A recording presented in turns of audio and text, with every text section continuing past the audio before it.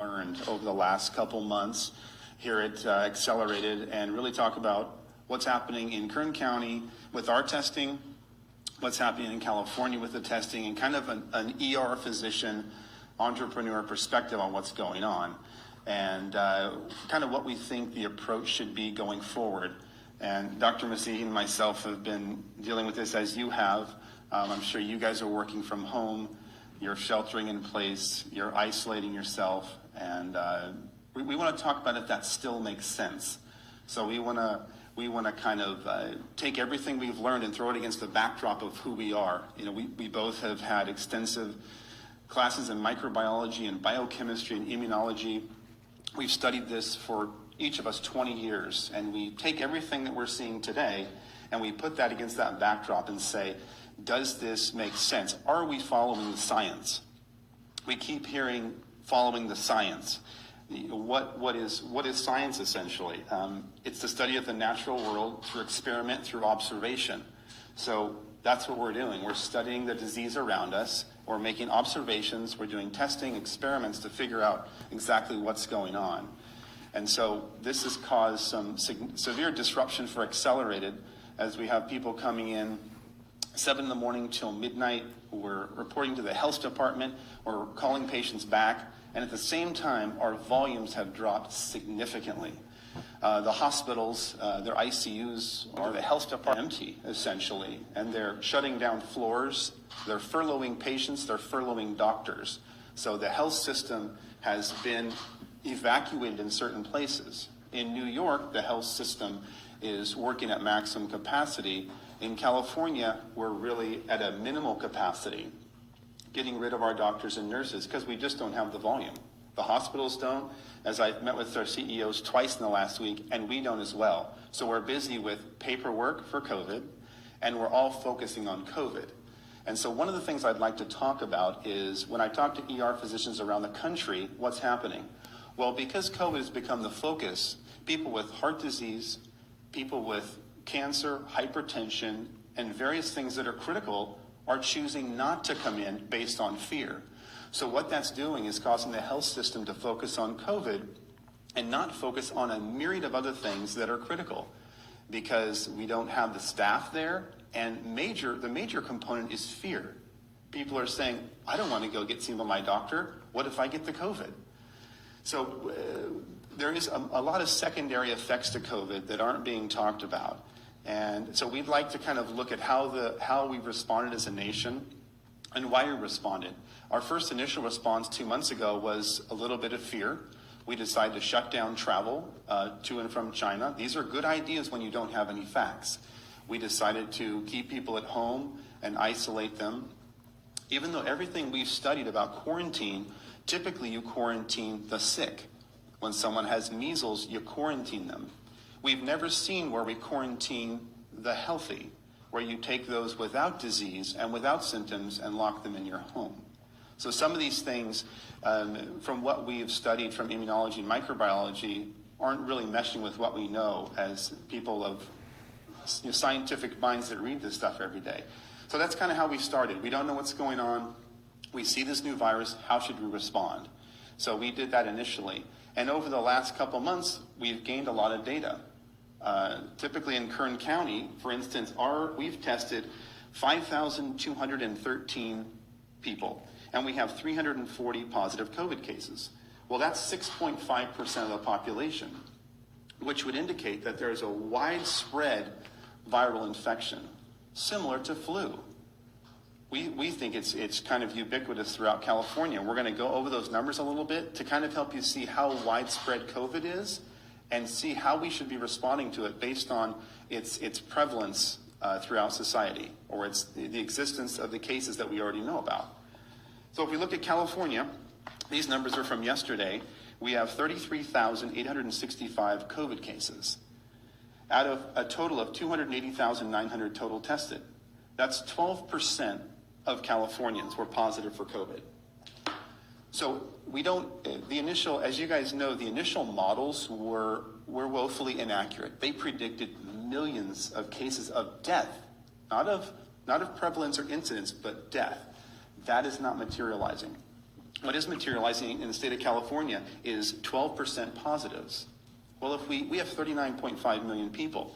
If we just take a basic calculation and extrapolate that out, that equates to about 4.7 million cases throughout the state of California, which means this thing is widespread. That's the good news.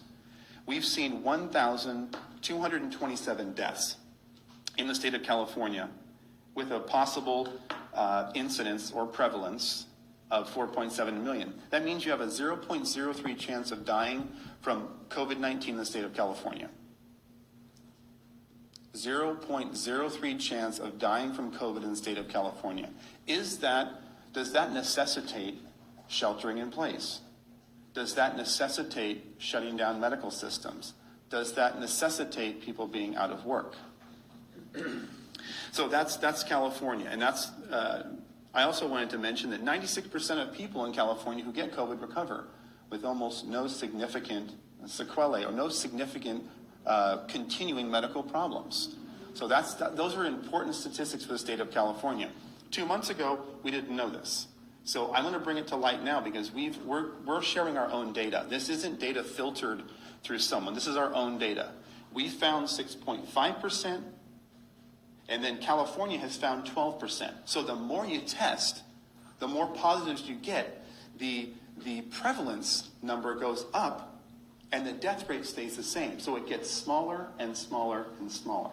And as we move through this data, what I want you to see is millions of cases, small amount of death. Millions of cases, small amount of death. And you will see that in every state. And since we're talking about following the science, we're going to follow the statistics and follow the science. So I want to look at New York State. They've been in the news a lot, right? And their numbers are critical. Let's go over their numbers. Cases of COVID as of yesterday, 256,272 cases in New York State. Not New York City, New York, the entire state. But they did a total of 649,325 tests. That's 39% of New Yorkers tested positive for COVID-19. That's their ratios. This is public data online. You can all look it up. 39% of people were tested. 39% of the people were tested. 39% of New York State. Right. 39% of New York State, if there's 20 million people there, would be close to, 4 million. Which is likely, they likely have 7.5 million cases So I in New just want to York. make that clarification. It's Yeah. not 39% of every New Yorker, it's every New Yorker who's been tested. Right, so we extrapolate data. I just want to make that We extrapolate data, we test people, and then we extrapolate for the entire community based on the numbers.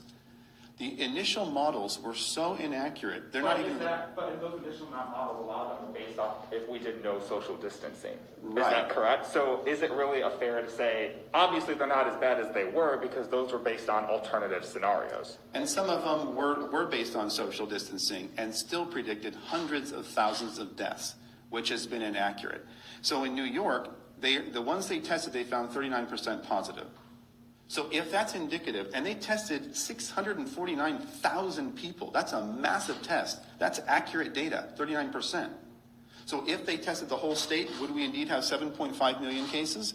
We don't know. We will never test the entire state. So we extrapolate out. We use the data we have because it's the most accurate we have versus a predictive model that have been nowhere in the ballpark of accurate. So how many deaths do they have? 19,410 out of 19 million people, which is a 0.1% chance of dying from COVID in the state of New York. And they have a 92% recovery rate. If you are indeed diagnosed with COVID-19, 92% of you will recover. So we're seeing millions of cases, small amount of death. Millions of cases, small amount of death. And the reason I'm making that point is because we're going to compare this to flu and say, is this significantly different from influenza A and B? And if not, why has our response been what it is? USA, this is a big one for us. 802,590 cases as of yesterday. We've tested over 4 million. If you guys have studied globally what's happening, that's double what any other country. Germany's at 2. I realize their populations are lower, but the fact that we were able to ramp up and do 4 million is pretty impressive, which gives us a 19.6% positive out of those who were tested for COVID-19. So if this is a typical extrapolation, 328 million people times 19.6 is 64 million. That's a significant amount of people with COVID. It's similar to the flu. If you study the numbers in 2017 and 2018, we had 50 to 60 million with the flu. And we had a similar death rate. The deaths in the United States were 43,545, similar to the flu of 2017, 2018. We always have between 37 and 60,000 deaths in the United States every single year. No pandemic talk, no shelter in place, no shutting down of businesses, no sending doctors home. That's from the flu, by the way, just to clarify. Yeah, 37,000 and 60,000 flu deaths 37 every year per the CDC. 30 Flu. due to flu Okay. in the United States. Some years, it's even as low as 20,000 some year. In 2017, 2018, it was 45 to 50,000, depending on who you read. And we don't necessarily report all of our flu tests. We do thousands of flu tests every year. We don't report every one because the flu is ubiquitous. And to that note, we have a flu vaccine. How many people even get the flu vaccine? The flu is dangerous. It kills people. So just because you have a vaccine doesn't mean it's going to be everywhere. And it doesn't mean everyone's going to take it, because we see every year that we have a vaccine, and I would say probably 50% of the public doesn't even want it. So just because you have a vaccine, unless you force it on the public, doesn't mean they're going to take it. I want to compare the U.S. to Spain, because Spain is number 2 in the race for the most cases, which is not a race we want to win. They had 204,178 cases in Spain, 930,000 total tests. So we did 4 million, they did 930,000. They had a 22% of all COVID tests were positive in Spain. 22% of those tested were positive in Spain. Spain has 47 million people. So that equates to about 10 million cases. If we extrapolate the data as we've been doing with every state, gives us about 10 million cases. How many died in Spain? 21,282 out of 47 million. You have a 0.05 chance of dying from COVID as a citizen of Spain, and a 90% chance of recovery from COVID without being on a vent, without being in hospital. I wanted to compare the U.S. to Spain because we have the most amount of cases globally. So I thought that was important. And then when you bring up a system of lockdown, you automatically have to compare it to a system of no lockdown. Sweden and Norway. I'm Norwegian. Norway has lockdown. Norway has lockdown.